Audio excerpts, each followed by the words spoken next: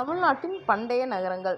மதுரை இந்தியாவில் உள்ள மிக பழமையான நகரங்களில் மதுரையும் ஒன்று. பண்டைய காலத்தில் மதுரையை முறையே பாண்டியர்களும் சோழர்களும் களப்பிரர்களும் ஆட்சி செய்தனர். இடைக்காலத்தில் பிற்காலச் சோழர்களும் பிற்கால பாண்டியர்களும் அவர்களைத் தொடர்ந்து நாயன்மார்களும் ஆட்சி புரிந்தனர். கிழக்கு கடற்கரை அமைந்திருந்த தொண்டியிலிருந்து மதுரைக்கு அருகில் சந்தனம் போன்ற நறுமணப் பொருட்கள் கொண்டு வரப்பட்டன.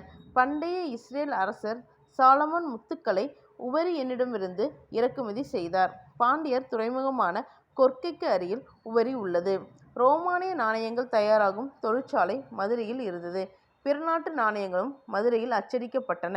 இது மதுரையின் புகழுக்கு ஒரு சான்று ஆகும். புகழ்பெற்ற கிரேக்க வரலாற்றாசிரியர் மெகஸ்தனிஸின் குறிப்புகளில் மதுரையை பற்றிய தகவல்கள் உண்டு. மதுரை நகரை சுற்றிலும் இருந்த அகழியில் யானைகள் கூட செல்லும் அளவுக்கு அகலமான சுரங்கப்பாதைகள் அமைக்கப்பட்டிருந்தன. இவ்வாறு மதுரை பண்டைய காலத்தில் சிறப்புற்று திகழ்ந்தது.